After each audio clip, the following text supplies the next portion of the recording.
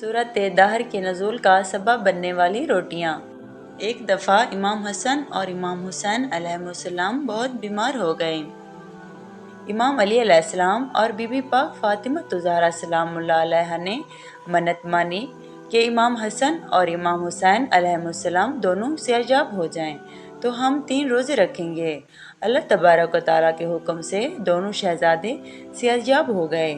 ایک روز امام علی علیہ السلام نے بی بی فاطمہ الزہرا سلام اللہ علیہا سے کہنے لگے کہ ہم نے جو 3 روزوں کی منت مانی تھی، میں چاہتا ہوں کہ ہم پیارے نبی کے ساتھ مل کر روزے رکھیں اور سحری اور افطاری بھی ان کے ساتھ کریں۔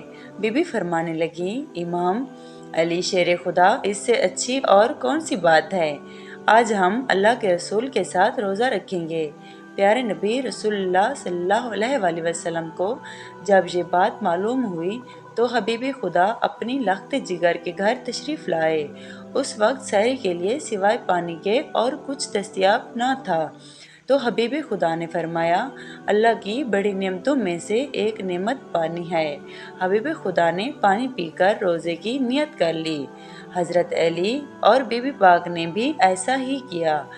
یہ منظر حضرت امام حسن اور امام حسین علیہ السلام بھی دیکھ رہے تھے۔ حضرت امام حسن اور امام حسین علیہ السلام فرمانے لگے، اے نانا جان، اے ابو جان، اے امی جان، آپ لوگ پانی سے روزہ رکھ رہے ہو، کیا ہمیں بھی اجازت ہے کہ ہم بھی خوشنودی خدا کے لیے اسی طرح روزہ رکھیں؟ ان پاک ہستیوں نے دونوں شہزادوں کے سر پر بوسہ دے کر پانی سے روزہ رکھنے کی اجازت دی۔ اللہ تعالیٰ کی رضا کے لیے پنجتن پاک نے پانی پی کر روزے کی نیت کر لی۔ جیسے ہی صبح ہوئی، امام علی علیہ السلام مزدوری کے لیے گھر سے نکل پڑے۔ جیسے ہی شام ہوئی، امام علی علیہ السلام کچھ گندم لے کر گھر تشریف لائے۔ بی بی پاک نے اس گندم کو پیس کر آٹا بنایا۔ اس آٹے سے 5 روٹیاں تیار ہوئیں۔ جیسے ہی افطاری کا وقت ہوا، حضور بھی تشریف لے آئے۔ بی بی نے پنجتن پاک کے لیے دسترخوان بچھایا۔ دسترخوان پر پنجتن پاک تشریف فرما ہوئے تو بی بی پاک نے 5 روٹیاں پنجتن پاک میں تقسیم کر دیں۔